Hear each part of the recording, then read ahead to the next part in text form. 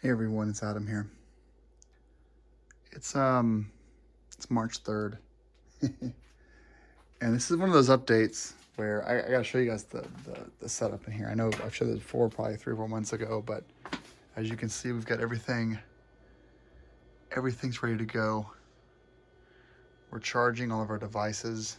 All the GoPros are charging. Helmets are clean. Shoei inspected my helmet, gave it a clean bill of health, and replaced a couple of parts that have broken this year. Probably getting a new helmet though this year, but either way, keep it good news. I just wanted to, this is one of those rare times of year where it's the only time every year where I get to like sort of like, I don't know, get excited. So yeah, now there's a slot still empty here, which I'll get to, I don't know, probably in a month at this rate. A little dust there. But yeah, check this out, man. Like, this is, other than tires, which we don't even need, we're like ready to start our year of riding. And what's weird about it is that like almost all the ice on the roads is gone. We have a little bit left. Now it's March 3rd. We get snow mid-May sometimes. So, you know, chances are I scrambled and got all this shit done for nothing. But, you know, busy weekend. I just hope that I get to like ride starting next week and like keep riding a March like 10th start of my riding season. It's just amazing. I'm gonna squat down here so I can talk a bit more. So this weekend, huge weekend with BB8. So we've got our Yakugar steering damper is reinstalled. Altrider had told me at the MOA rally that my the upper crash bar link that they make, I had it too far back, and therefore this piece here was really close to the cylinder head on both sides. So if I had a crash, it could have punctured from here. So they asked me to move it. As you can tell, I moved it over a bit. There's now a nice gap. I did front and rear brake pads, even though I didn't have to. I'm getting like anxious and excited. Flushed the front and rear brake fluid, tightened and retorqued pretty much every bolt that you can see. Nothing like insane, but just things that you can see were all touched. What else did we do to this bike? Oh, we did the 12,000 mile valve clearance check and spark plugs.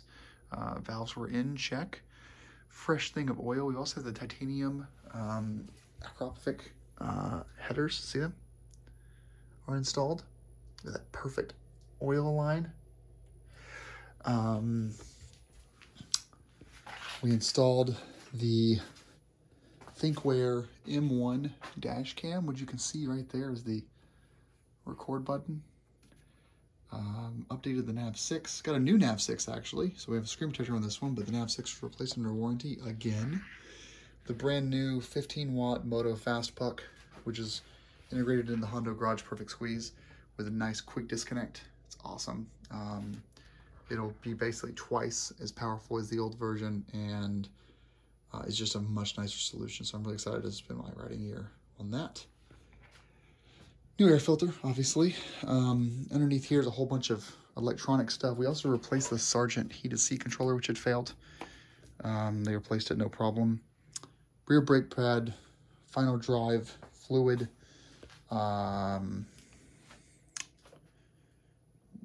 spline lube, check the spokes. I did order the Bridgestone Battle Axe AX41s, which are going to be kind of like TKC 80s with about 2,000 miles of more tread life. The Anarchy Adventures are fine. So I'll start the season on these, and then 1,000 or 2 miles from now, I'll trade them out. Yep, here's the progressive steering damper is there. Pretty cool. One thing I was going to do this year is actually replace the clutch with the Recluse clutch for 500 bucks, but didn't get around to it, and actually that's okay. I'm going to wait until next winter to do that project because I'm out of projects. Over to the 750. Only has 500 miles on it, so keep those tires. The only things left to do are the SW Motec side stand enlarger, SW Motec skid plate, larger brake pads, or sorry, brake pads, larger footrest and brake lever and shift lever. All SW Motec parts are going to go on this bike, just because they have the most selection for 750s, basically. But other than that, Heather doesn't really want a tank bag yet or a tail bag. She's not quite convinced she needs one, but she has the Moskamoto bags for the side there, so she's fine. So that bike is done. As you saw in the recent video, we just added the Moto Fast Puck for her bike. Same thing, 15 watts of charging. And again, I paid full price for this. This is like a freebie. I buy stuff that I like to use. I don't just take it for free. And this is wired into an SAE connector, which is great. And with this quick disconnect, it means if they ever increase the power more, we pop this right out, which is nice. She also has a couple extra USB ports under the seat, which is awesome. And then today, the big news was that I brought the Beta 500 back on site. This was being stored off-site for, well, since November, so like 4 months, 5 months. And I missed it. So given that the roads were clear, went over and picked it up on the trailer. None of these bikes have insurance right now, so we can't ride them. But when I brought it over to the house, I thought that I would, give it a look over, make sure it works fine.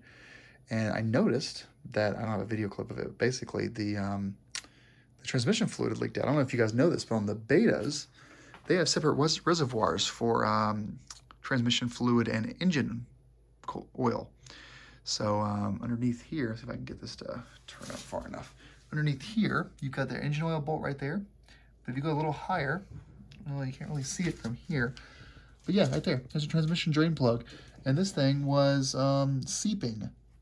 So in 5 months, it had dropped about, I would estimate 150 milliliters of transmission oil. And the capacity is 800 to 1,000. So, it's kind of concerning. But, I drained it because there's no sight glass on this. So I drained it, or dipstick. Drained it and refilled it with the spec oil. And, I've got a thing here so I can quickly see if it starts dripping again, and then I'll know something else. If maybe I need a different, it's got a rubber gasket, maybe it's a crush washer. So to be determined. Everything else is fine. This thing started right up. I put the battery back in it, which would have been sitting in my house on the battery tender. And yeah, it started right up, which was just great. Really started right up. It was so cool. Yeah, so I'll give this thing a look over, but it's a repeat because honestly, I had already given it a look over in the in November. Coolant, oil, fuel, and of course the battery health. So as you can see, we got that back on a tender. We've got these two on the tender. There is one last bike, which is the K75 RT. That bike was, well, you guys saw the videos. I did a complete service on that bike. Everything except for valves, valve checks, and brake fluid. And the brake fluid on the K75 required a special machine from BMW, so I had to have Max BMW do that work. There's no way around it. No local shop had the machine to do it. Back over here. And the valve check, I wanted to have kind of a clean bill of health on that one. I had to replace the gasket, and I had replaced a whole bunch of stuff on there, but and Max BMW confirmed that cylinder 3's exhaust valve was pretty tight. So they fixed that up, but it was expensive. I think it was like 500 bucks for both of those things, which was insane, but it's an old bike. It needs some extra TLC. No big deal. That was dropped off at a shop in Portland, Maine. And yeah, it's being worked on. I'm really looking forward to sliding that bike right in here. And it'll be my commuter actually. So The goal this year actually is the R1200 GS will turn into a long distance touring and off-road bike or B&W rallies. And the K75 will turn into my commuter to and from work, grocery store, grab a 6-pack of beer, that kind of stuff. Just sort of go around town, meet a friend for coffee, that kind of thing. F750 GS is not my bike, so Heather can ride it as little or as much as she would like. Hope she rides it a lot, of course. And then finally, the Beta is the off-road weapon, and that will continue to be my Class 4, Class 6 road bike, off-road bike. You know, 1 or 2 weekends a year where we just go out into the woods and camp off our bikes, and the Moscow Reckless 40 goes in the back. But for the most part, this is the weapon. And this thing only got about 20 hours of, 20 or 25 hours of riding last year on this bike, which is perfect. I know you guys might think that's insane, but that's, I don't ever want to exceed 50 hours a year on this bike of motor time. I'd like to get the R1200 GS down to 10,000 miles a year. I'd like Heather to do 5,000 miles this year. And then I would like to put 3,000 to 5,000 miles a year on the K75. But I think it'll probably end up being more like 2 or 3. But so this is it. This is our kind of last final update. Unless Heather gets some more parts in. You know, we had some stuff in the works, but a lot of the companies that make parts for this have put it off because there's so many new bikes out that are far more profitable than the 750 for selling modifications. Heather's happy with it. There's stuff that she'd like to have on it, but at the end of the day, it's a well-sorted 750. I would say it actually has too many lights on it. That's just my opinion. Oh, I gotta tighten that up. It's my opinion that it has too many lights on it, but at the same time, those lights were given to us. So I guess I can't be too upset. Yeah, we're gonna get this, we're gonna take care of this before we go to bed. But yeah, I'm excited for this year, excited for riding. And we'll get this D7 tightened down. But other than that, the bikes are ready to go. I don't foresee any bike purchases in 2020. The K75 is kind of already like milking me dry of funds. If for some reason something crazy happens financially, it would be nice to get something else in here. Probably a KLX 250 for Heather, or like a 350 KTM maybe, but something a little bit shorter. I don't think she wants a TW 200, but something that she can run off-road with. But no, I've got the touring bike, the dirt bike, and the commuter. So I don't need anything else right now. Nor do we even have the space for it. I'd have to get rid of something. And none of these bikes are going away anytime soon. Yeah. Good stuff. All right, guys. Well, thank you for watching. I'm going to tighten these lights up and go to bed. What a great winter this was. It was a 4-month winter instead of the normal 5 or 6 months. So I could be jinxing myself, though. I don't know. But I think we're done. I think we're ready to ride. You guys ride safe. And I'll do video probably in 2 weeks where I go over 2020 trips and travel plans and rallies. So look out for that. But yeah, there's not a lot of videos like queued up because we're like ready to ride. All right, guys. Ride safe.